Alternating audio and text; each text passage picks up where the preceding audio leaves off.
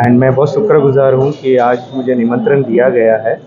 ये हम सभी का फर्स्ट टाइम एक्सपीरियंस है एक मस्जिद में आना, और साहिब हमको अंदर लेके गए, सारे चीज़ क्या है, साइंटिफिकली क्या होता है, कैसे होता है, सब कुछ हमें बताया। बहुत ही एक्सपीरियंस अलग ही था, मतलब सीखने बहुत कुछ मिला, क्योंकि हर आदमी सीखता है कहीं ना कहीं। हर एवरी टाइम वो जो जाता है कहीं पे तो कुछ सीख मिलती है। तो आज हमें बहुत कुछ नॉलेज मिला कि यहाँ पे कैसे होता है, कहाँ है। और रमज़ान का पाक महीना चालू है, तो ये महीने में we have to respect each other as a human being, not as any religion और एनीथिंग। एंड जन्म लेते हैं तो हमारे हाथ में नहीं है कि हम कहाँ जन्म लेते हैं, क्या जन्म लेते हैं। जहाँ भी हमने हिंदू धर्म में जन्म लिया है तो हम भगवान को मानते हैं, तो वैसे ही होता है। सब धर्मों को रेस्पेक्ट देना चाहिए, अपना अपना जगह, मतलब जो भी है इंसान अच्छा हो। मज़हब काम नहीं आता है, जो भी मज़हब है वो तो हमें सिखाता है कि प्रेम भाव से चलो, सभी को रेस्पेक्ट देना है, सभी को ईच अदर अंडरस्टैंड करना है।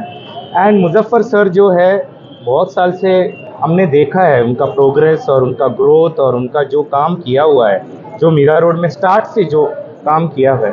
मैं ऐसा नहीं बोलता हूँ कि बाकी लोग ने काम नहीं किया, सबने बहुत सारा काम किया है, मगर मुजफ्फर भाई जो काम किए हैं यहाँ पे, ट्रेमेंडस ग्रोथ, मीरा रोड का जो प्रोग्रेस हुआ है मेजरली, वो मुजफ्फर साहिब के वजह से हुआ है। So we are very thankful to him.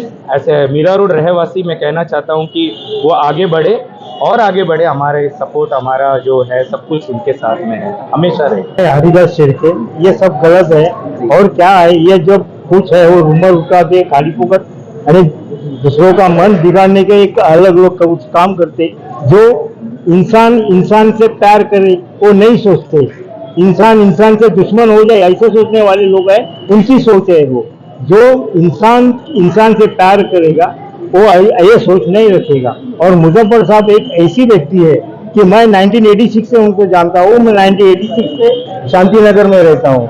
उन्होंने हमें सब लोग को साथ में लेके, सबका साथ विकास होना चाहिए, वो लोग मुजफ्फर साहब कर रहे हैं, बाकी कोई नहीं कर रहा है। ये मीरा रोड का जो डेवलपमेंट है, मीरा रोड जितनी खूबसूरत हो गई है, इसका कारण है खाली मुजफ्फर साहब। सर, इस मस्जिद में आए आपने अजान वजू से लेके नमाज तक का देखा, क्या फील किया आपने, कैसा लगा आपको? और जिस तरीके का माहौल आपको कुछ लोग करने का शहर में करने की कोशिश कर रहे हैं, उस दोनों की अगर तुलना की जाए तो क्या सोचते हैं आप? ये देखो, ये पायस यानी पवित्र हुआ है ये सब।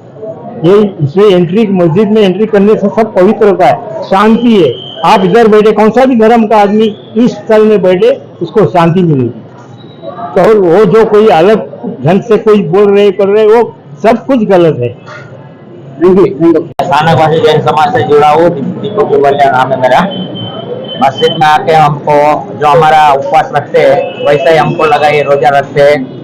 हमारा उपवास सुबह छूटता है, रात शाम को छूटता है, और जैसा हमारे में भी प्रार्थना करते हैं, उपवास रखते हैं, वैसा भी मस्जिद में हम लोगों ने देखा कि नमाज पढ़ते हैं। शेख ने हमको सब बताया, बहुत अच्छा लगा हम लोगों को।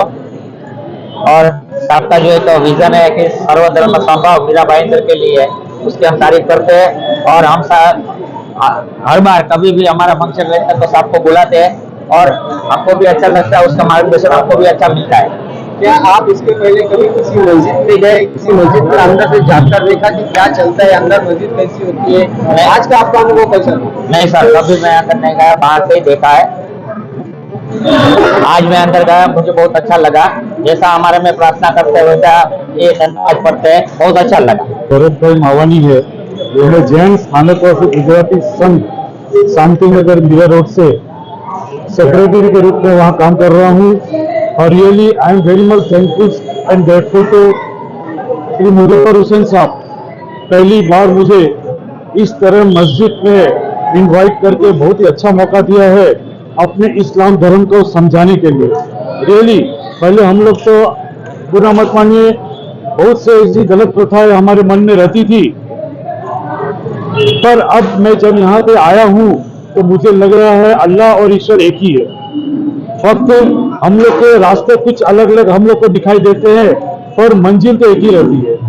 और उस मंजिल को पाने के लिए सब प्रकार के अलग अलग धर्म हुए हैं, और उस धर्म में चलने वाले जहाँ इमाम हो, पंडित हो या हमारे जैन मुनि हो, सब अलग अलग रास्ते बताते हैं, पर मुजफ्फर हुसैन साहब का ध्येय यही रहा है मीरा रोड में कि सर्वधर्म सम्मेलन। लास्ट 35 साल 40 साल में मीरा रोड में कुछ भी ऐसा गलत काम नहीं हुआ है जिससे किसी समाज को आहट या तकलीफ होए।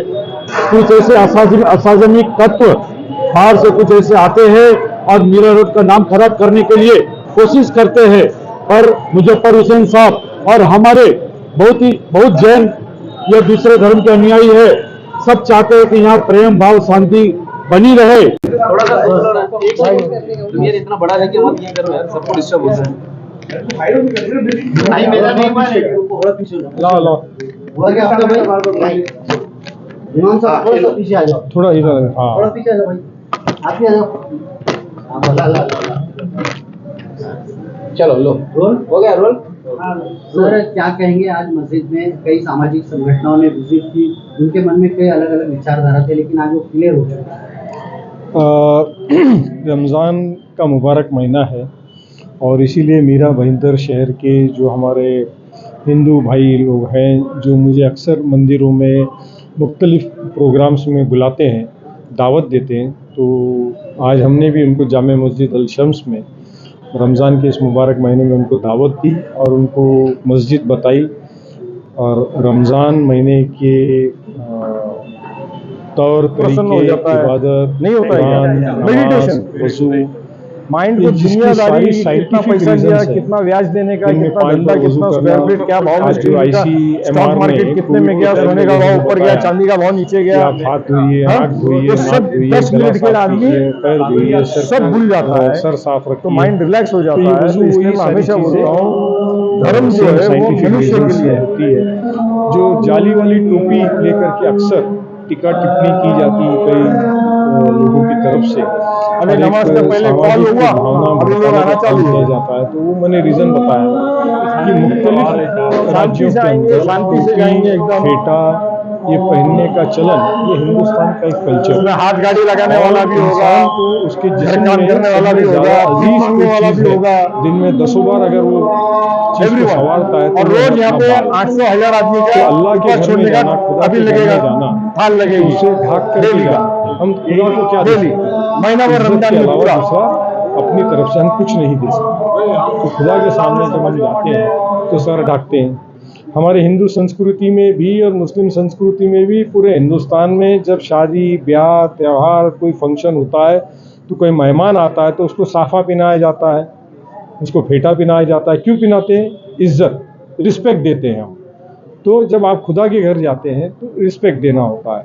हिंदू तीर्थ स्थानों पे जाते हैं तो अपने बाल मुंडवाते हैं।